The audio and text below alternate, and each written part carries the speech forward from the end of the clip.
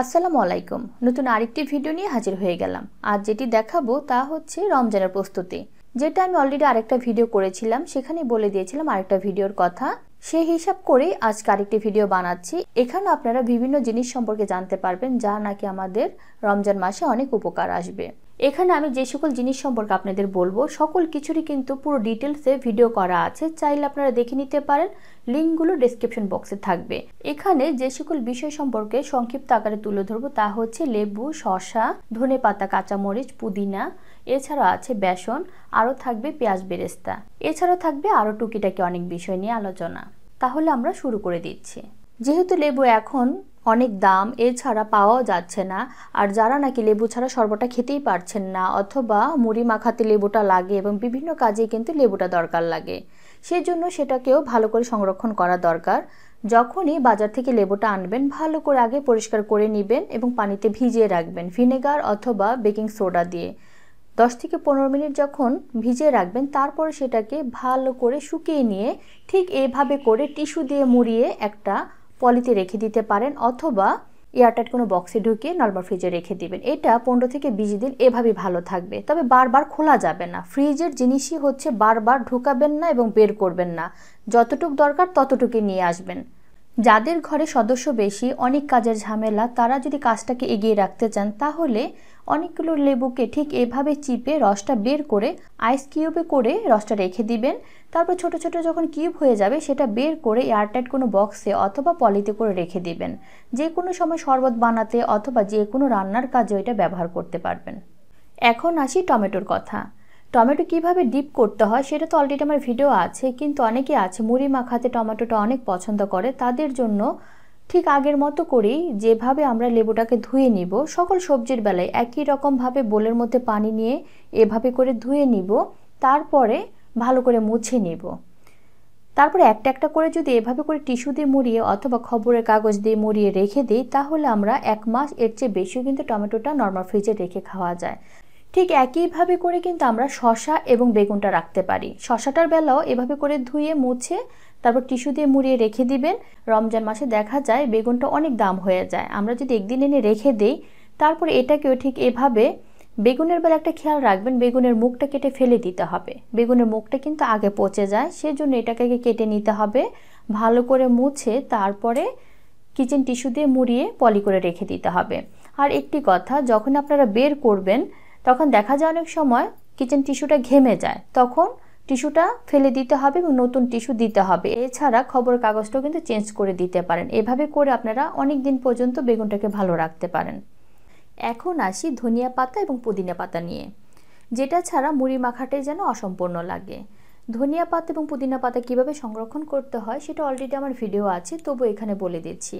ধনিয়া পাতা যখনই আনবেন তখনই গোড়াটা ছিঁড়ে ভালো করে পরিষ্কার করে নেবেন। তারপরে ভালো করে পানিটাকে ঝরিয়ে নিতে হবে যাতে করে একটুও পানি না থাকে। তারপরে ঠিক এভাবে করে টিস্যুতে মুড়িয়ে যদি আমরা একটা বক্সে ঢুকে নরমাল ফ্রিজে রেখে দিই তাহলে সেটা 10 থেকে 15 দিন, এছাড়া আরও বেশি সময় থাকে যদি আমরা টিস্যুটা চেঞ্জ করে দিই। ভিজা কিচেন টাওয়ালটা চেঞ্জ করে দিলেই লং টাইম থাকে। এখন আসি পুদিনা নিয়ে। পুদিনা পাতা যখন আনবেন ভালো করে ধুয়ে নেবেন, তারপরে একটা একটা করে পাতা ছিঁড়ে নেবেন। তারপর ঠিক আগের মতো করে ধনিয়া পাতা যেভাবে আমরা টিস্যুতে মুড়িয়ে বক্সে ঢুকিয়ে রেখেছিলাম ঠিক সেভাবে করে রেখে দিব। উপরে আরেকটা টিস্যু দিয়ে রাখলে আরও ভালো হয়। এছাড়া যারা লেমনেড খেতে পছন্দ করেন তারা কাজের সুবিধার্থে পুদিনা পাতাটাকে ব্লেন্ড করে ছোট ছোট আইস কিউবে রেখে দিতে পারেন, যখন খুশি তখন শরবতে মিশিয়ে খেয়ে নিতে পারেন। এখন আসি কাঁচামরিচ নিয়ে কথা। রোজার মাসে কিন্তু আমাদের অনেক কাঁচামরিচ লাগে। কাঁচামরিচটা যখন বাজার থেকে কিনে আনবো তখন বোটা সহ অথবা বোটা ছাড়াই আগে ধুয়ে নিব, তারপর বোটাটা ধরেন ফেলে নিলেন, তারপর একটা চালনিতে পানিটা ভালো করে ঝরিয়ে নিতে হবে। যদি সম্ভব হয় একদিন ফ্যানের বাতাসে এভাবে দিয়ে রাখলেন যাতে একটুও পানি না থাকে। তারপরে একটা বক্সের মধ্যে নিচে একটা টিস্যু দিয়ে উপরে কাঁচামরিচগুলো দিয়ে রাখতে হবে, তারপর আরেকটা টিস্যু দিতে হবে। কাঁচামরিচকে আগে বাছনা করতে হবে, পাকাগুলো আলাদা এবং কাঁচাগুলো আলাদা। পাকাগুলোকে উপরে আলাদা লেয়ারে রেখে দিবেন, তাহলে সুবিধা হবে। পাকা মরিচগুলো আগে খেয়ে ফেলবেন এবং কাঁচাগুলো নিচে থাকবে, তাহলে আরও বেশ কিছুদিন ভালো থাকবে। আর সপ্তাহখানেক পরে যদি দেখেন মরিচের মধ্যে কিছু পানি জমে গেছে অথবা কিছু পচন ধরে গেছে, তখন এগুলাকে আবারও বাছনা করে টিস্যুটা চেঞ্জ করে দিয়ে আবার যদি রেখে দেন তাহলে নর্মাল ফ্রিজে কাঁচামরিচ 1 মাস পর্যন্ত এর বেশিও থাকে। আর যদি কাজের সুবিধার্থে বলেন তাহলে আমরা কুচি করেও একটু তেল মাখিয়ে নর্মাল ফ্রিজে রেখে দিতে পারি, যেটা নাকি আমরা বড়াতে ব্যবহার করতে পারি। এছাড়া ডিপ ফ্রিজও রাখা যায়। আর এটার সাথে আরেকটা জিনিস বলতে চাই, কাঁচা পেঁয়াজ। কাঁচা পেঁয়াজটা কিন্তু একটু সময় বাইরে রাখলে গন্ধ হয়ে যায়। রোজার মাসে পেঁয়াজুতে এছাড়া অন্যান্য জিনিসে কুচি পেঁয়াজটা অনেক দরকার লাগে। যখনই আমরা পেঁয়াজটা কুচি করব, বেশি করে যদি করে রাখি, তারপরে সেটাকে যতটুকু প্রয়োজন ব্যবহার করার পরে আমরা যে খাবারের তেলটাই খাই না কেন সেটা আমরা কুচি পেঁয়াজের মধ্যে ভালো করে মেখে নিব। তারপরে এই এয়ারটাইট কোনো বক্সে ঢুকিয়ে নর্মাল ফ্রিজে যদি রেখে দিই তাহলে 10 থেকে 12 দিন এভাবেই ভালো থাকে। সেই ক্ষেত্রেও কাজটাকে আমরা অনেক এগিয়ে রাখতে পারি।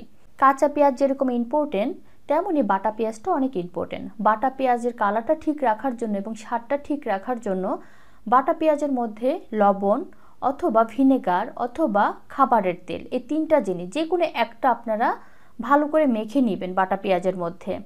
আর ঠিক এভাবে করেই রসুন এবং আদাটাকে আপনারা রাখতে পারেন, হুবহু একই প্রসেস অবলম্বন করে। আর একটা জিনিস খেয়াল রাখবেন, যখনই রসুনটা কিনবেন ছোট রসুনটা কেনার চেষ্টা করবেন, এটার কালারটা খুবই ভালো থাকে। আমরা যদি বড় রসুনটা কিনি সেটার কালারটা কিন্তু সবুজ হয়ে যায়। আর ছোট রসুনটা খোসা সহ আমরা কুচি করে নিব, তাহলেই কিনতে হয়, তাহলে সুন্দর করে ব্লেন্ড হয়ে যায়। এখন আসি পেঁয়াজ বেরেস্তা নিয়ে। পেঁয়াজ বেরেস্তাটা বিভিন্ন কাবাবে, বিভিন্ন রান্নাতে, এছাড়া আলুর চপও কিন্তু ব্যবহার করে থাকি। কাঁচা পেঁয়াজ দিয়ে যদি আলুর চপটা বানাই এবং সংরক্ষণ করতে যাই তাহলে কিন্তু এটা বেশি দিন থাকে না। সেজন্য আমাদের বিশেষ করে আলুর চপের জন্যই বেরেস্তা দিয়ে করলে বেশি ভালো হয়। যখনই আমরা বেরেস্তাটা করতে যাব তখন ছোট পেঁয়াজটা নেওয়ার চেষ্টা করব, দেশি পেঁয়াজটা, তাহলে বেশি ভালো হয়। এছাড়া ইন্ডিয়ান পেঁয়াজ যেটা ছোট সেটা হলেও বেশি ভালো হয়। পেঁয়াজটা কাটার পরে যে রুটটা থাকে সেটা ফেলে দিয়ে যতটুক সম্ভব চিকন করে কেটে নিতে হবে। যত চিকন করে কাটবেন বেরেস্তাটা ততই সুন্দর হবে। আর যদি মোটা করে কাটতে চান তাহলে সবগুলো একই মাপের করে কাটতে হবে।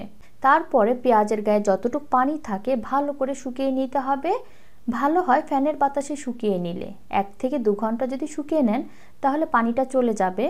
তারপরে চুলায় একটা কড়াই বসিয়ে বেশি করে তেল দিতে হবে। বেরেস্তাটা ডুবো তেলে না ভাজলে ভালো হয় না। তেলটা যখন ভালো করে গরম হয়ে যাবে তখন আমরা অল্প অল্প করে পেঁয়াজ দিয়ে দিব এবং ভালো করে ভেজে নিব দাঁড়িয়ে থেকে মিডিয়াম আঁচ করে। চালনিতে উঠিয়ে নেওয়ার পরে তেলটা যখন ঝরে যাবে তখন একটা টিস্যুতে নিয়ে নিব। ঠান্ডা করার পরে যে কাজটা করতে হবে সেটা হচ্ছে এয়ারটাইট একটা বক্সের মধ্যে নিচে কিছু চিনি দিয়ে দিবে 1 চা চামচের মতো। তারপরে পেঁয়াজ বেরেস্তা কিছু দিয়ে দিব।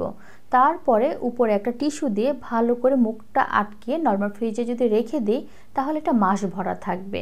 যখন খুশি তখনই বের করে যে কোনো কাজে ব্যবহার করতে পারবেন এবং মাসখানেক পরেও কিন্তু এরকম ক্রিস্পি থাকবে। এটা আমার নর্মাল ফ্রিজে রাখা 1 মাস আগের। দেখতেই পাচ্ছেন কতটা ক্রিস্পি আছে। এখন আসি ভাজা মরিচের কথা। ভাজা মরিচ দিয়ে কিন্তু আলু ভর্তা খেতে বা আলুর চপ করতে অনেক ভালো লাগে এবং বিভিন্ন রেসিপিতেও লাগে, যেটাকে আমরা চিলি ফ্লেক্স বলে থাকি। চিলি ফ্লেক্সটা ভেজেও করা যায় আবার না ভেজেও করা যায়। আমি এখানে ভেজে যেটা করেছি সেটা দেখানোর চেষ্টা করছি। কিছু সংখ্যক শুকনো মরিচ নিয়ে নেবেন। এটা ঝালও হতে পারে আবার ঝাল ছাড়াও হতে পারে, এটা আপনাদের খুশি। তারপরে শুকনো তাওয়ায় অথবা ফ্রাই প্যানে টেলে নিতে হবে। মচমচে যখন টেলে নিব তখন এটাকে ঠান্ডা করে নিতে হবে। ঠান্ডা করার পরে এটা হাত দিয়ে গুঁড়ো করে নিতে হবে। যতটুকু ডলা যায় ততটুকুই ডলে নিতে হবে। এটা ব্লেন্ড করা যাবে না, তাহলে বেশি পাউডার হয়ে যাবে। যাদের মরিচ ধরতে বা মরিচ ডলতে সমস্যা হয় তারা হাতে গ্লাভস পরে নিতে পারেন অথবা একটা পলি ঢুকিয়ে তারপরে গুঁড়ো করে নিতে পারেন। এই চিলি ফ্লেক্সটা যদি এয়ারটাইট কোনো বক্সে ঢুকিয়ে অথবা বয়মে ঢুকিয়ে যদি রেখে দেন তাহলে মাসের চেয়েও বেশি থাকবে এবং যে কোনো রেসিপিতে আপনারা ব্যবহার করতে পারবেন। এখন বলবো বেসন নিয়ে কিছু কথা। বেসন নিয়ে পুরো একটা ভিডিওই আছে আমার, যেটা নাকি অনেক বকবক আছে সেখানে, সেটা দেখলে আপনাদের অনেক উপকার হবে। এখানে আমি হালকা করে কিছু বলে দিচ্ছি। বেসন অনেক ধরনেরই পাওয়া যায়। ছোলা বুটের বেসন, মসুর ডালের বেসন, খেসারি ডালের বেসন, অ্যানকোর ডালের বেসন, যার যেটা ভালো লাগে সেটাই করে নিতে পারেন। আমি এখানে ছোলা বুটের বেসন এবং মসুর ডালের বেসনটা তৈরি করে দেখাচ্ছি। বাজার থেকে ছোলা বুট কিনে আনবেন। আনার পরে যদি ভালো করে পরিষ্কার করতে চান তাহলে ধুয়ে নেবেন। ধোয়ার পরে তাৎক্ষণিক উঠিয়ে নিতে হবে, এটা ভিজিয়ে রাখলে ফুলে যাবে। তারপরে শুকিয়ে নিতে হবে। রোদ্রেই শুকান অথবা চুলা নিচে দিয়েই শুকান। শুকানোর পরে যখন করকরা হয়ে শুকিয়ে যাবে তখন গ্রাইন্ডারে পিষে নিতে হবে। গ্রাইন্ডারে পিষার ক্ষেত্রে একটা জিনিস লক্ষ্য রাখতে হবে, আপনার ব্লেন্ডারের বা গ্রাইন্ডারের পাওয়ারটা মানে ওয়াটটা বেশি হতে হবে, 750-এর উপরে হলে বেশি ভালো হয়, তাহলে তাড়াতাড়ি পিষে যাবে। গ্রাইন্ডারে যখন ভালো করে পিষে নিব তারপরে চেলে নিলে বেশি ভালো হয়। বেসনটা চালার পরে ভালো কোনো একটা এয়ারটাইট বক্সে ঢুকে যদি আমরা রেখে দিই তাহলে এটা মাস জুড়ে থাকবে। আর যদি আমরা বছর জুড়ে রাখতে চাই তাহলে এটা আমরা নর্মাল ফ্রিজে রেখে দিব, তাহলে সেটা বছর জুড়ে থাকবে এবং তিতেও লাগবে না। এছাড়া বাইরের থেকে যদি আমরা বেসনটা কিনে আনি সেটাও কিন্তু আমরা চেলে ব্যবহার করব। এভাবে করে কিন্তু মসুর ডালটা আপনারা করে নিতে পারেন এবং খেসারি ডালটাও করে নিতে পারেন। এছাড়া আরেকটা পদ্ধতিতে রাখা যায়, বেসনটাকে আমরা হালকা তাওয়ায় টেলে নিয়ে যদি আমরা এয়ারটাইট কোনো বক্সে রেখে দিই তাহলে 2 থেকে 3 মাস এভাবে বাইরে থাকবে। তাহলে এভাবে করে কিন্তু আমরা বেসনটাও তৈরি করে নিতে পারি ঘরের মধ্যেই।